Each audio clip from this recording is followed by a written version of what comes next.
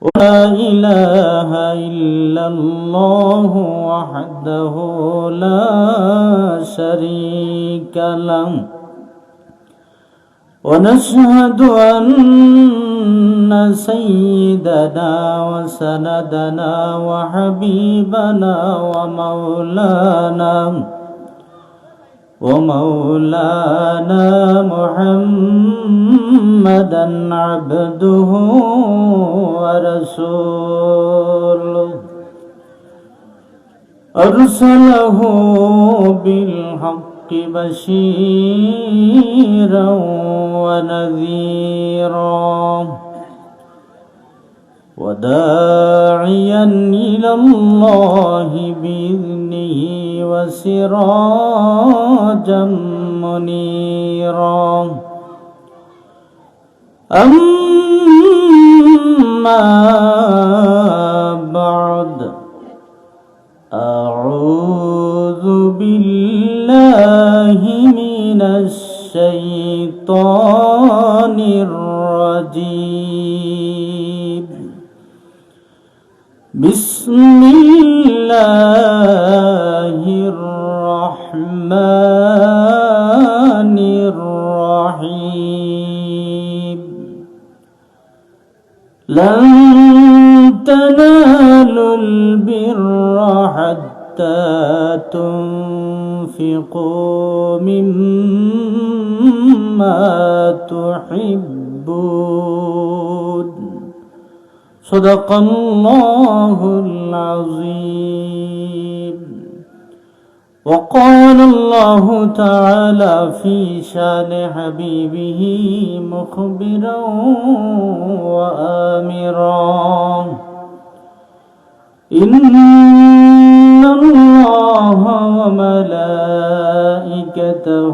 يصلون على النبي يا أيها الذين آمنوا صلوا عليه وسلموا تسليما اللهم صل على سيدنا مولانا محمد وعلى آل سيدنا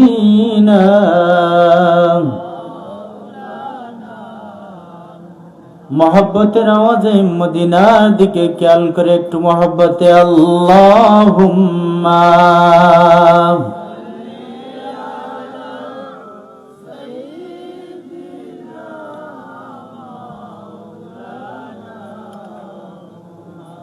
وعلى آل سيدنا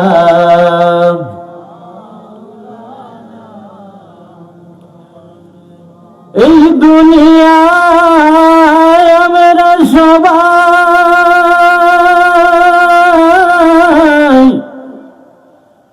কবর দেশের প্যাসেঞ্জার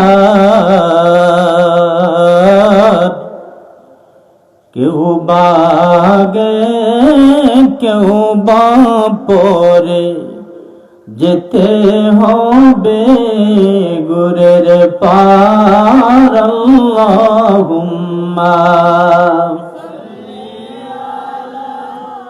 সাইয়্যিদিনা মাওলানা মুহাম্মদ ওয়া আলা আলি সাইয়্যিদিনা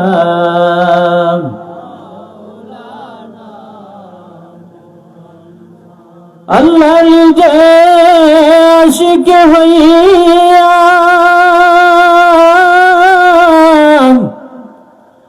দুস্তি করলেন যার সাথে নামের সাথে নাম মিশাইয়া देखना चे कलिमाते अल्लाहुम्मा سيدنا مولانا محمد وعلى آل سيدنا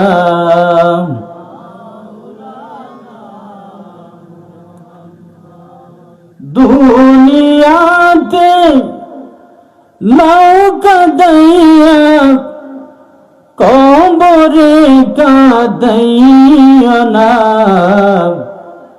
জাহান্নামের আগুন আমি সইতে পারবো না ও মাবুদ জাহান্নামের আগুন আমরা সইতে পারবো না দুনিয়াতে নৌকা দাইয়া কবরে কাদাইয়া না জাহান্নামের আগুন আমি সইতে পারবো না ও মাবুদ জাহান্নামের আগুন আমরা সইতে পারবো না আল্লাহু আল্লাহ জবান খুলে উচ্চ আওয়াজে আল্লাহু আল্লাহ আল্লাহু আল্লাহ আল্লাহু আল্লাহ আল্লাহু আল্লাহ আল্লাহু আল্লাহ আল্লাহু আল্লাহ আল্লাহু আল্লাহ আল্লাহু আল্লাহ আল্লাহু আল্লাহ ও মদিনার মাটি রে তুই যে বড় খাঁটি রে ও মদিনার মাটি রে তুই যে বড় খাঁটি রে আমার না বীজির কারণে আমার না বীজির কারণে আল্লাহু আল্লাহ আল্লাহু আল্লাহ আল্লাহু আল্লাহ আল্লাহু আল্লাহ আল্লাহু আল্লাহ তুমি ছিলে দোয়ারে তোমার ভাগ্য খুলে গেল রে আমার নবীজির কারণে আল্লাহু আল্লাহ আল্লাহু আল্লাহ আল্লাহু আল্লাহ আল্লাহু আল্লাহ নিশিরাত রে গভীরাত রে আল্লাহর জিকির আল্লাহু আল্লাহ লা ইলাহা ইল্লাল্লাহু মুহাম্মাদুর রাসূলুল্লাহ সাল্লাল্লাহু আলাইহি ওয়াসাল্লাম আলহামদুলিল্লাহ والشكر لله والصلاة والسلام على رسول الله মুয়াজ্জিন সাহেব সামনে আইকা মহান আল্লাহ সুবহানাহু ওয়া তাআলার দরবারে শুকর ও সুজুদ প্রেরণ করি যে মহান রব্বে কারীম আপনাকে আমাকে ঐতিহ্যবাহী শানে মুস্তাফা সাল্লাল্লাহু আলাইহি ওয়াসাল্লাম ইসলামী সমাজ কল্যাণ সংস্থার উদ্যোগে উত্তরকুশি গ্রামের মর্দেগানদের 13তম ইসালে সওয়াব উপলক্ষে আজকের মাহফিলের শ্রদ্ধেভাজন সম্মানিত সভাপতি সাহেব, উপস্থিত মুআজ্জাজ মুকাররম উলামায়ে কেরাম, সামিঈনে এজাম, আমার পুত্রতুল্য মুরব্বিয়ান, আমার সমবয়সী যুবক বন্ধুরা, অত্র এলাকার গণ্যমান্য মুরব্বিয়ান, পর্দার অন্তরালে অবস্থানরত আমার সম্মানিত মা ও বোনেরা, সবাই আমার পক্ষ থেকে গ্রহণ করুন আসসালামু আলাইকুম রাহমাতুল্লাহ। আমরা সর্বপ্রথম আল্লাহ পাকের আল্লাহই দরবারে শুকরিয়া আদায় করি যে রব্বে কারিম আপনাকে আমাকে সুস্থ রেখে মেহেরবানি করে মোতাবরক মাসে একটি জান্নাতি হাকিমের মধ্যে ঘোষণা দেন, لن تنالوا البر حتى تنفقوا مما تحبون। ততক্ষণ পর্যন্ত তোমরা প্রিয় হবে না যতক্ষণ পর্যন্ত তোমাদের প্রিয় বস্তু আল্লাহর রাস্তায় দান না করেছ। আয়াতের অর্থ কি? আমাদের প্রিয় বস্তু আল্লাহর রাস্তায় দান না করলে আল্লাহর প্রিয় হওয়া যাবে না। তাহলে আল্লাহ পাকের কাছে আমরা যদি প্রিয় হতে চাই, আমাদের প্রিয় বস্তু আল্লাহর রাহে আমরা দান করব। যেমন মুসলিম জাতির পিতা হযরতে ইব্রাহিম আলাইহিস সালাতু ওয়াস সালাম ওনার প্রিয় বস্তু আল্লাহর রাজি খুশির লক্ষ্যে ইসমাইলকে জবাই করার প্রস্তুতি নিয়েছিলেন, কিন্তু আল্লাহ ওনার কাজে সন্তুষ্ট হয়ে গেলেন। কুরবানির আর প্রয়োজন হলো না, জান্নাত থেকে একটা দুম্বা পাঠিয়ে দিলেন। কারণ ইব্রাহিম আলাইহিস সালাতু ওয়াস সালাম যেই প্রাণাধিক প্রিয় ওনার সন্তান ইসমাইল জবহিউল্লাহকে আল্লাহর সন্তুষ্টির জন্য কুরবানি দিতে রাজি হয়ে গেলেন। ইসমাইলও জবে হওয়ার জন্য উনিও রাজি হয়ে গেলেন। এই দুইজনের এই কাজ দেখে আল্লাহ খুশ হয়ে গেলেন। আমরা সামান্যটুকু জিনিসও আল্লাহর রাহে উৎসর্গ করতে পারি না।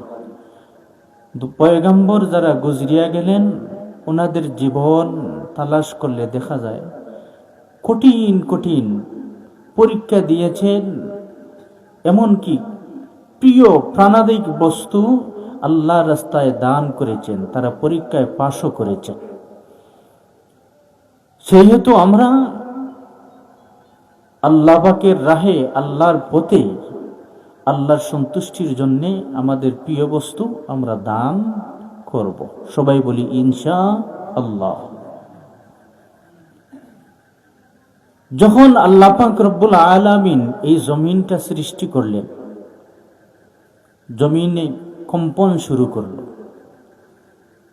কম্পন শুরু করার পর আল্লাহ জমিনকে থামানোর জন্য পাহাড় সৃষ্টি করলেন, জমিনের উপরে পাহাড় স্থাপন করলেন। সাথে সাথে জমিনের কম্পনটা বন্ধ হয়ে গেল। সুবহানাল্লাহ বলবেন না?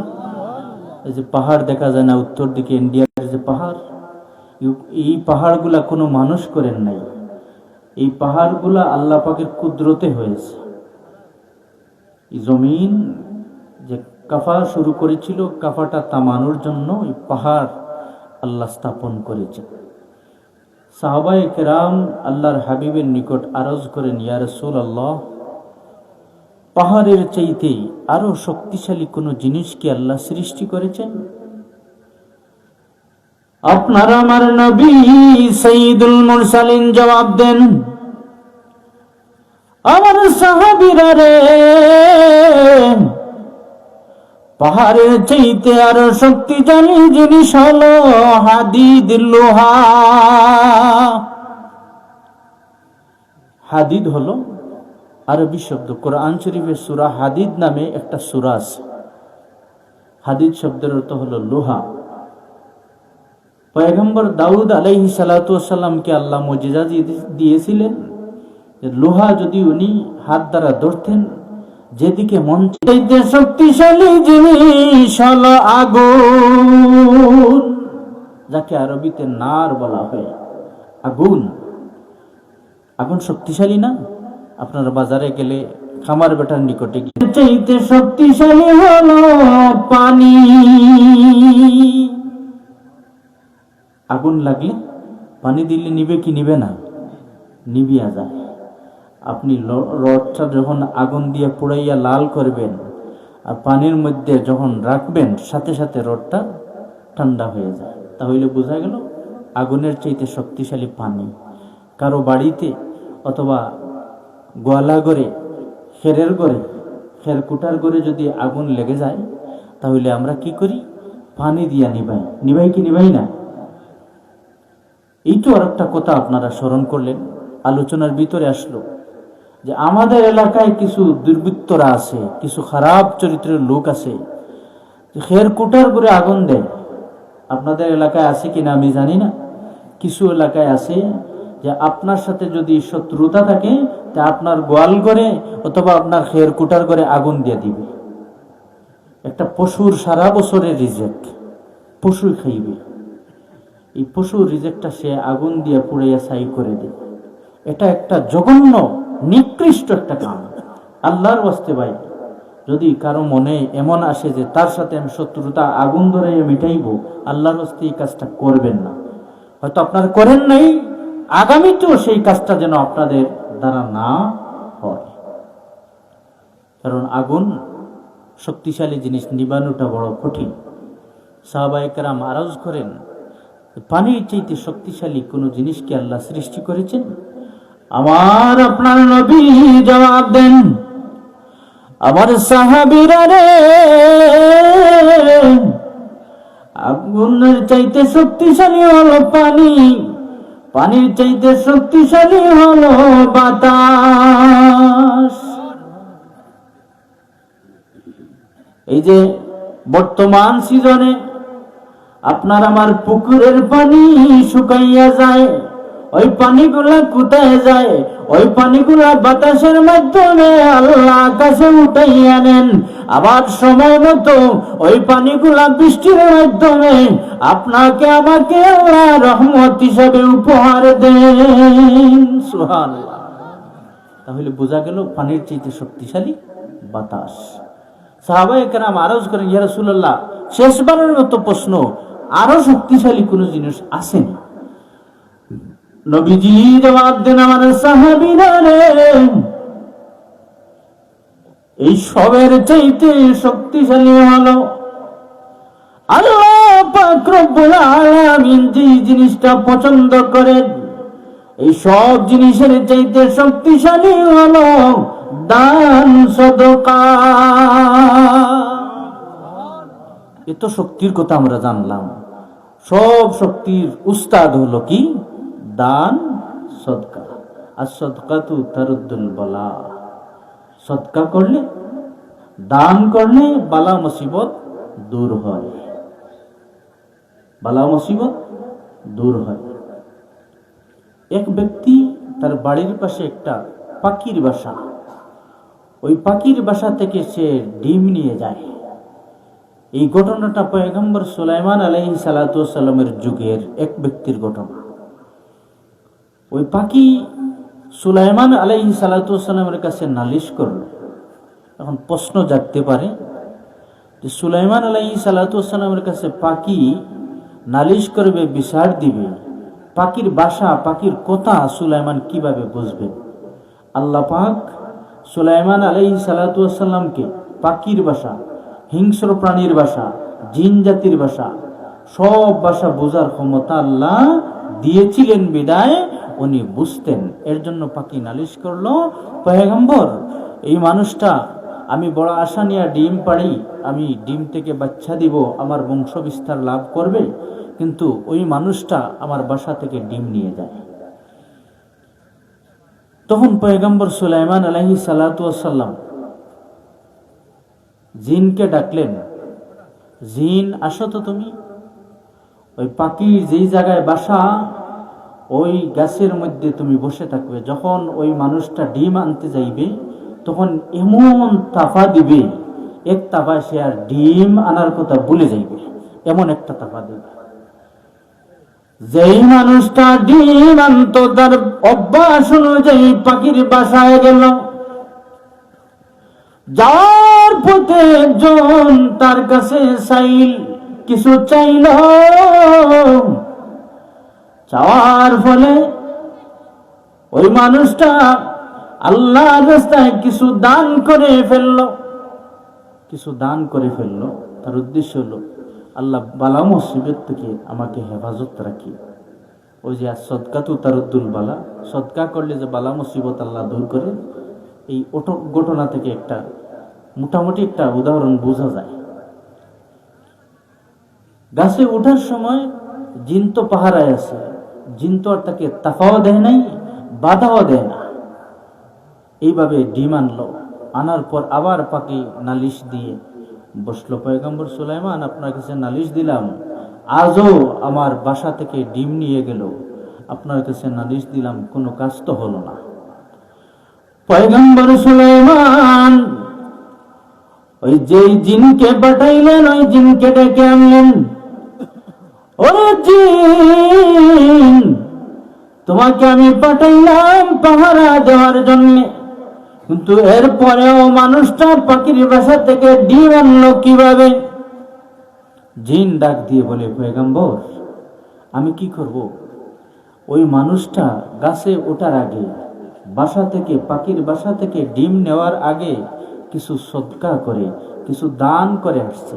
এই দান সদকা করার বদৌলতে আল্লাহ তাকে হেফাজত করবেন বিদায়, ওই হেফাজত যে আল্লাহ করবেন বিদায় আমি নীরবতা পালন করেছি, এর জন্য সে পাখির বাসা থেকে ডিম নিয়েছে।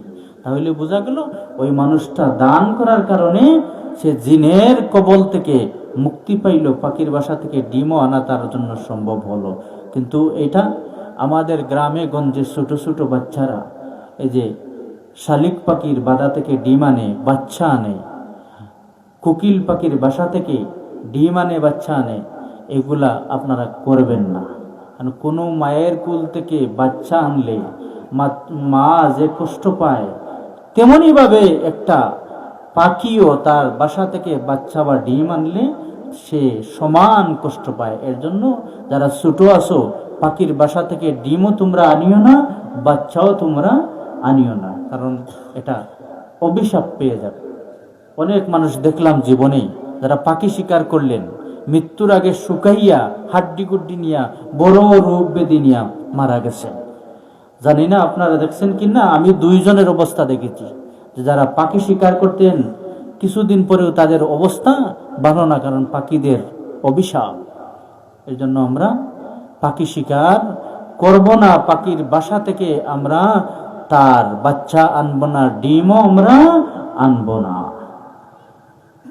তো দান সদকা এমন একটা জিনিস, যেই দান সদকায় মানুষের ইজ্জত বাড়ায়, সম্পদ পবিত্র করে, সম্পদ বৃদ্ধি করে, জাহান্নামের আগুন হারাম করে দেয়।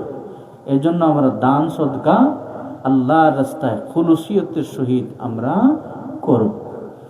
দান সদকার যে মহত্ব, রসুলে পাক সাল্লাল্লাহু আলাইহি ওয়াসাল্লামের নিকটে একজন এতিম নবীজির সাহাবীর ছেলে এসে আরজ করলেন, ইয়া রাসূলুল্লাহ, আমি আপনার কাছে একটা নালিশ নিয়ে আসলাম যে আমার বাড়ির দেয়াল আমি ফিরাইব, বাউন্ডারি দিব, আমার কোনো ভাই নাই, বোন আছেন শুধু, আমার মাতা পিতা নাই, আমি এতিম ছেলে।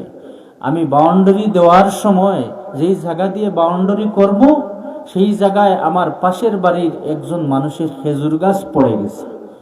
আমি তাকে বললাম, ভাই আপনার খেজুর গাছের মূল্য আপনি নিয়ে নেন, আর খেজুর গাছটা কেটে ফেলুন, অথবা আমাকে দিয়ে দেন, অথবা আপনি নিয়ে নেন, অথবা জাগার সমপরিমাণ টাকাও আপনি নিয়ে নেন। সে কোনোতেই মত দিল না।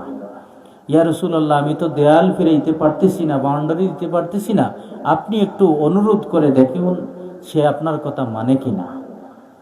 তখন আল্লাহর হাবিব ওই মানুষটাকে ডাকলেন। ওই মানুষের নাম হলো আবু লুবাবা।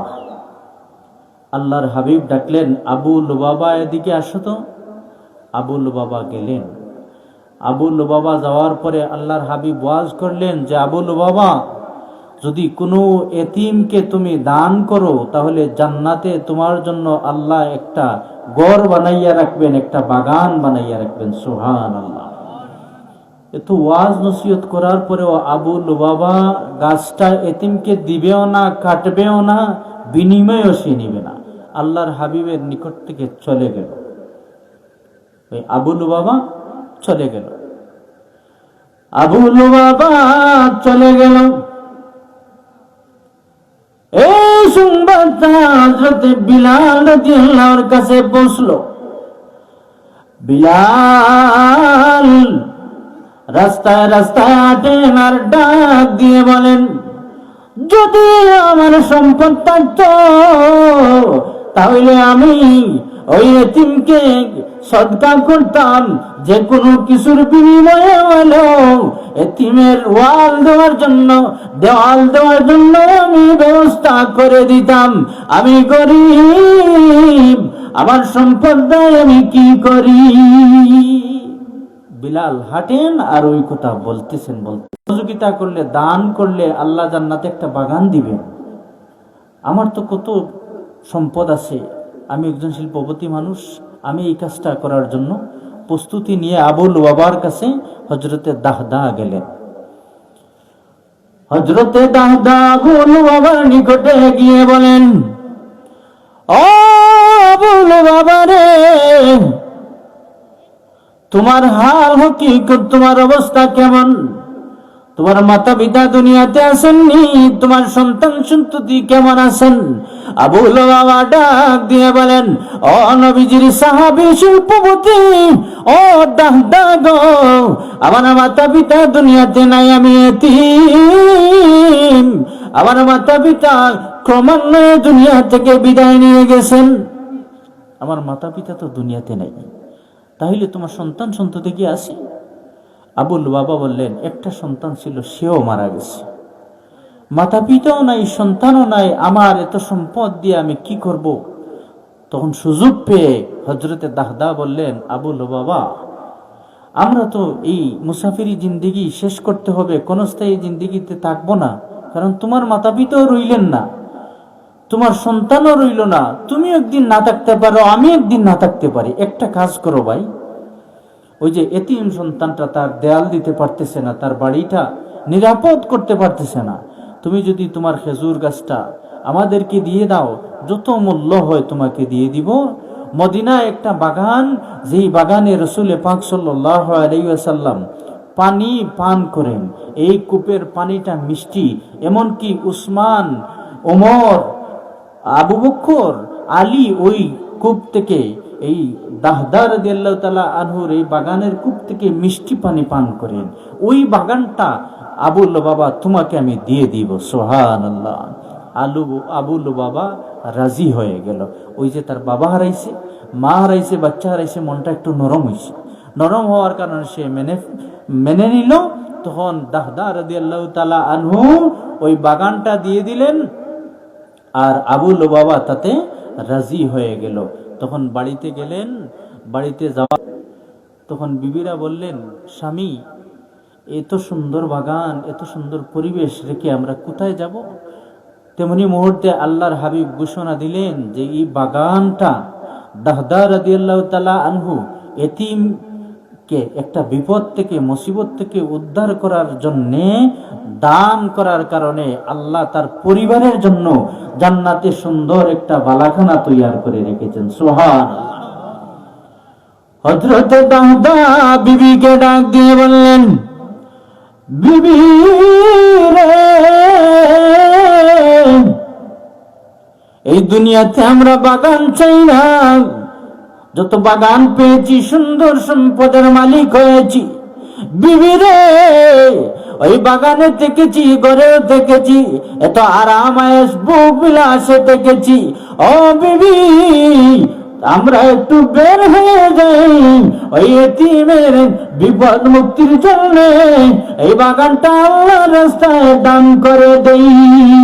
বিবি তার পরিবার পরিজন নিয়ে সন্তুষ্ট চিত্তে আল্লাহর সন্তুষ্টির জন্য বাগানটা, ঘর বাড়ি সব কিছু ছেড়ে দেন।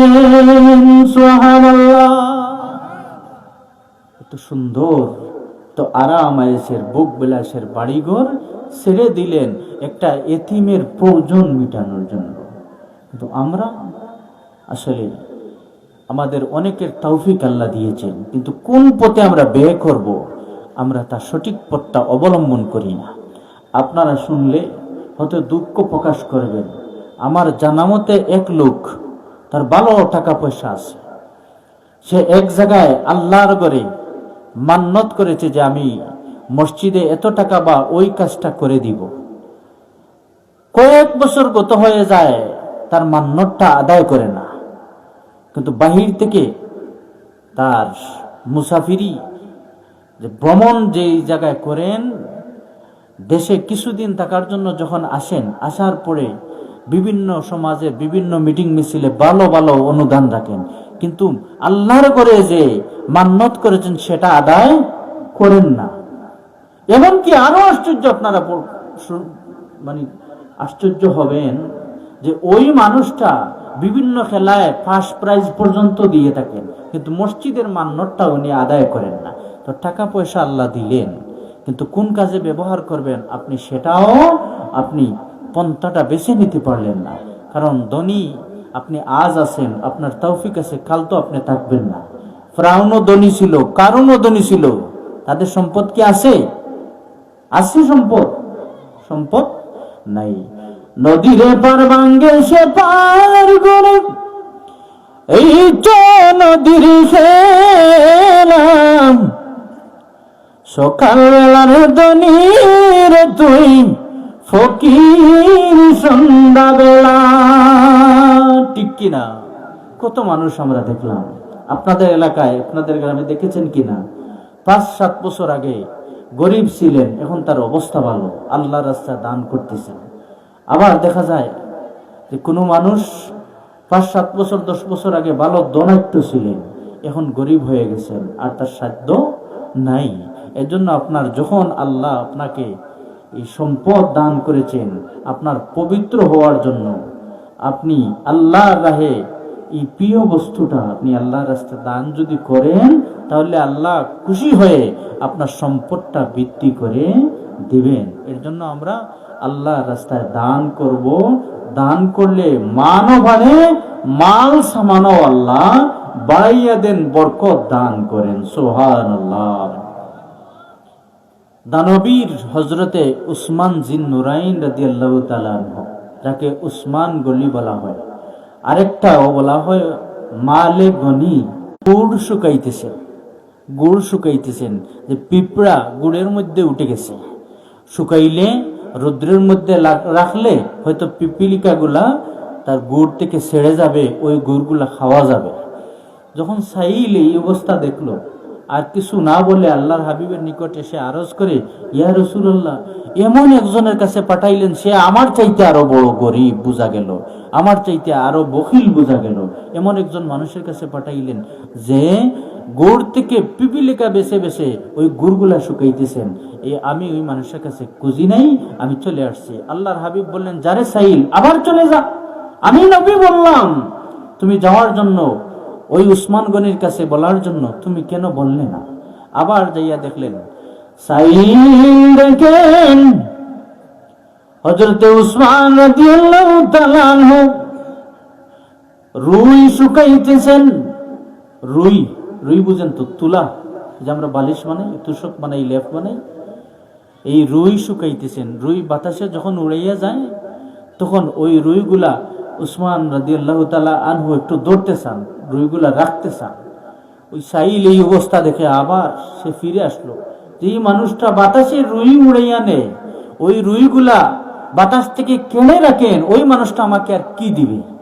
সাইল ফিরে আসে, আবার আরজ করে, ইয়া রাসূলুল্লাহ, এমন একজন মানুষের কাছে দেন, যেই সময়ে যাই দেখি একটা না আর একটা, এই মানুষের কাছে তো আর কিছু চাওয়া যায় না। আল্লাহর হাবিব বললেন, ঝারে সাইল, যা তুই একবার বললেই কাজ হয়ে যাবে। ওই সাইল দ্বিতীয়বার যায়, হযরত উসমান রাদিয়াল্লাহু তাআলা আনহুর কাছে বলে, ও গো উসমান, আল্লাহর হাবিব আমাকে পাঠিয়েছেন, আমাকে আল্লাহর ওয়াস্তে কিছু সদকা করেন। হযরত উসমান রাদিয়াল্লাহু তাআলা আনহু সেই সময় একটা উটের দল, উটের পাল চলে আসছিল। ওই সাইলকে বললেন, সাইল রে, ওই পাল থেকে সবার আগে যে উটটা মাল ভর্তি আছে, ওই মাল ভর্তি উটটা তুমি নিয়ে যাও। তখন সাইল বলে, আমার সাথে তাই ফাতলামি করলাম না, দুইবার তাই না আমার সাহস পাইলাম না যে তাই কি দিবা, এমন কৃপণের মতো দেখা গেল। এখন তাই কইরা আমাকে এই মাল ভর্তি উটটা নিয়ে যাওয়ার জন্য, সেটা মনে হয় মজাক করা, তামাশা করা। উসমান ডাক দিয়ে বলেন, সাইল রে যাও যাও, আমার মন থেকে তোমাকে উট দিয়ে দিলাম, তুমি উটটা মাল ভর্তি উটটা নিয়ে যাও। তখন সাইলটা উটের লাগাম ধরিয়া নিতে চাচ্ছেন। উটের আরেকটা অভ্যাস আছে, আদত আছে, উটের পিছনে যত উট আছে, সর্দার যেই দিকে যায় তার পাল সেই দিকে যায়, তাকে আটকানো যায় না। যখন সারা সমস্ত পালটা শুরু করলো সাইলের উটের পিছে পিছে যেটা দান করলেন, তখন উসমান জিন নুরাইন বললেন, সাইল রে, যেহেতু সব উট তোমার উটের দিকে যেটা তোমাকে দিয়েছি সেটার পিছে পিছে যাইতেছে, সব উটগুলা তোমাকে আল্লাহর সন্তুষ্টির জন্য দান করে দিলাম। সুবহানাল্লাহ। কেমন দান উসমান গনির ছিল। রাসূল পাক সাল্লাল্লাহু আলাইহি ওয়াসাল্লাম সাহাবায়ে কেরামদেরকে ডাক দিয়ে বললেন, কেসো আমাকে বীরের রুম নামক কূপটা তোমরা আল্লাহর সন্তুষ্টির জন্য ক্রয় করে দিবে। বীরের রুম, ওই কূপটা আল্লাহর সন্তুষ্টির জন্য আমি নবীকে কিনে দিবে। কেন? ওই বীরের রুম কিছু মুসলমানের অর্ধ অংশ আর কিছু কাফিরের অর্ধ অংশ, কাফিররা একটু ডিস্টার্ব করে। তখন যদি সারা কূপ কিনা যায়, মুসলমানদেরকে নিরাপদে পানি পান করার একটা ব্যবস্থা করে দেওয়া যায়। আল্লাহর হাবিব সাহাবায়ে কেরামদেরকে যখন বললেন যে কে আমাকে এই কূপটা কিনে দিবে, যদি এই কূপটা আমাকে কিনে দাও তাহলে আল্লাহ তাআলা জান্নাতে তোমাদেরকে একটা ঘর বানিয়ে দিবেন। সুবহানাল্লাহ। তখন উসমান রাদিয়াল্লাহু তাআলা আনহু হুজুরের কথা শুনিয়া বীরের রুম না পর্যন্ত একটা কদম রাখা সম্ভব না। এর মধ্যে হলো কোন পথে আপনি উপার্জন করেছেন এবং কোন রাস্তায় আপনি ব্যয় করেছেন, এই হিসাব আল্লাহর আদালতে দেওয়া লাগবে। যদি সদকায়ে জারিয়া মসজিদ, মাদ্রাসায়, মাহফিলে এমন কোনো জিনিসে যদি আপনি আমি সদকা করে যাই, তাহলে এগুলা নাজাতের উসিলা হয়ে যাবে, সদকায়ে জারিয়া হিসেবে কাজ করবে। আল্লাহ তাআলা জান্নাতে উপহার হিসেবে আপনার আমার জন্য বাড়ি ঘর বানিয়ে রাখবেন। সুবহানাল্লাহ। হযরতে আলী রাদিয়াল্লাহু তাআলা দান কেমন ছিল। আলী রাদিয়াল্লাহু তাআলা আনহু একদিন বাজারে গেলেন, একটা আনার ফল আনবেন। ফাতিমা অসুস্থ, ওনার মন চাইছে যে একটা আনার ফল খাবেন। আলী রাদিয়াল্লাহু তাআলা আনহু বাজার থেকে আনার ফল ক্রয় করে ফিরার পথে একজন সাইল চেয়ে বসলো, ও খলিফাতুল মুসলিমিন আলী গো, তোমার তলির ভিতরে আনার ফল আছে, আমার তো মন চায় একটু আনার ফল খাইতে। আলী রাদিয়াল্লাহু তাআলা আনহু ভাবলেন যে আমার তলির ভিতরে আনার ফল আছে, সেইটা জানলো কিভাবে? তাহলে তাকে আমি সেটা আল্লাহর রাস্তায় আল্লাহর সন্তুষ্টির জন্য সদকা হিসাবে দিয়ে দিব। সদকা হিসেবে দিয়ে দিলেন। অন্যদিকে ফাতিমা অপেক্ষায় আছেন বাড়িতে, যে আনার ফল ওনার স্বামী আলী নিয়ে যাবেন, ফাতিমা খাবেন। বাড়িতে যখন গেলেন, যাওয়ার পরে আলীর একটু লজ্জা লাগতেছে যে বাড়িতে গিয়ে ফাতিমাকে কি বলবেন। ফাতিমা ডাক দিয়ে বললেন, প্রাণের স্বামী গো, ঘরের ভিতরে প্রবেশ করুন, আমার আনার ফল আর লাগবে না, আমি আবার সুস্থ হয়ে গেছি। সুবহানাল্লাহ। আমার আনার ফল আর লাগবে না, আমার মন আর এখন চায় না আনার ফল খাবো, আমি সুস্থ হয়ে গেছি। সুবহানাল্লাহ। ওই যে দান করার কারণে ফাতিমা সুস্থ হয়ে গেল। একদিন আলী রাদিয়াল্লাহু তাআলা আনহু এত দরিদ্রতা দেখা দিল, ঘরে খাবার নাই, কি করবেন? ফাতিমা বললেন, প্রাণের স্বামী, আমার বাবা আমাকে একটা চাদর দিয়েছিলেন, ওই চাদরটা বিক্রি করে কিছু খাবার ব্যবস্থা করুন। তখন আলী রাদিয়াল্লাহু তাআলা আনহু বাজারে নিয়ে গেলেন, ওই চাদরটা বিক্রি করলেন 6 দিরহামে। বিক্রি করার পর বাড়িতে যখন আসবেন, রাস্তার মধ্যে একজন এসে বলল, ও ও আলী, আমার তো খাবার দাবার নাই, আমি অসহায়, আমাকে আল্লাহ রাস্তায় একটু দেন। আল্লাহ রাস্তায় দিলে একে 10 মিলে। এমন কি আল্লাহর হাবিব বললেন, আদম সন্তানদেরকে আল্লাহ 10 থেকে 700 গুণ পর্যন্ত সওয়াব দেন। সুবহানাল্লাহ। তখন আলী ওই যেই ব্যক্তিটা চাইল তাকে 100 দিরহাম দিয়ে দিলেন, ক্রমান্বয়ে 100 দিরহাম দিয়ে দিলেন। এখন বাড়িতে আসবেন, চাদরটা বিক্রি করলেন। ফাতিমা অপেক্ষায় আছেন যে আজকে তো কিছু খাবার দাবার ব্যবস্থা হবে। ব্যবস্থা কি হবে? ব্যবস্থা তো আর আলী তো কোনো ব্যবস্থা করেন নাই, এই টাকাগুলা তো উনি সৎকা করে ফেললেন। প্রতিমধ্যে একজন এসে বলল, আলী রে, আমি তোমাকে বাকি ধরে। দেখা যায় যে এই উট বিক্রেতা হলেন জিব্রাইল, আর উট যিনি কিনলেন, ক্রয় করলেন, উনি হলেন আল্লাহর ফেরেশতা মিকাইল। সুবহানাল্লাহ। তো আল্লাহ রাস্তায় সন্তুষ্টির লক্ষ্যে যদি দান করা যায়, তাহলে আল্লাহ একে 10 দেন, অথবা আল্লাহ 10 থেকে 700 গুণ বাড়াইয়া দেন। এর জন্য আমরা আল্লাহ রাস্তায় দান সদকা করব। হুজুরে পাক সাল্লাল্লাহু আলাইহি ওয়াসাল্লামের দানের একটা উপমা। একদিন হুজুরে পাক সাল্লাল্লাহু আলাইহি ওয়াসাল্লামের পরনে 2টা জামা মুবারক। একজন সাইল চেয়ে বসলো, ইয়া রাসূলুল্লাহ, আমার পরনে বস্ত্র নাই, আমাকে একটা বস্ত্র দেন। তখন আল্লাহর হাবিব নতুন একটা জামা খুলে তাকে উপহার দিলেন। তখন একজন সাহাবী আরজ করলেন, ইয়া রাসূলুল্লাহ, আপনি তো চাইলে সাইলকে পুরান জামাটাও দিতে পারতেন, কিন্তু আপনি নতুন জামাটা কেন দিলেন? আল্লাহর হাবিব ডাক দিয়ে বলেন, আমার সাহাবী রে, আল্লাহ তো কোরআন শরীফে ঘোষণা দিয়েছেন, লান তানালুল বিররা হাত্তা তুনফিকু মিম্মা তুহিব্বুন। ততক্ষণ পর্যন্ত তোমরা আল্লাহর প্রিয় হবে না, প্রিয় হতেও পারবে না, যতক্ষণ পর্যন্ত তোমাদের প্রিয় বস্তু আল্লাহর রাস্তায় দান না করেছো। এই আয়াতের দিকে আমার লক্ষ্য গেল। এই আয়াতের দিকে আমি লক্ষ্য করে আমার প্রিয় বস্তু যেটা নতুন জামা, সেটা আমি সাইলকে দিয়ে দিলাম। সুবহানাল্লাহ। তো আল্লাহর হাবিব সাইলকে নতুন জামা দিলেন। আমরা পুরাতন জামাটা দিতেও পারি না, মন চায় না, এত বখিল হয়ে গেছি। আমরা যদি মন উজাড় করে আল্লাহর সন্তুষ্টির রাহে মসজিদ, মাদ্রাসায়, ওয়াজে, সদকায়ে জারিয়া, রাস্তাঘাটে, অথবা নলকূপ দেওয়ার জন্য, মানুষের ঘর বাড়ি বানাইয়া দেওয়ার জন্য আমরা দান সদকা করি, তাহলে আল্লাহ বালা মুসিবত দূর করবেন, জাহান্নামের আগুন থেকে পরিত্রাণ দিবেন, জান্নাতের দরজা খুলে দিবেন, কঠিন কঠিন বিপদ আপদ থেকে, মুসিবত থেকে মুক্ত রাখবেন। আমরা আল্লাহর রাস্তায় কিছু দান সদকা করব, যার যেমন তৌফিক। আজকে আমি চাইবো যে আগামী বছর এই মাহফিলটা এই জায়গায় হোক, প্রতি বছরের ন্যায়। আমরা চাই কি চাই না? আপনারা মনে হয় আমার কথা বুঝেন নাই। আগামী বছর এই মাহফিল এই জায়গায় হইব, আপনারা চাইননি? চাই না নিসাব হল। যেহেতু আমরা চাই, তাহলে আল্লাহর রাস্তায় আল্লাহর খুশির জন্য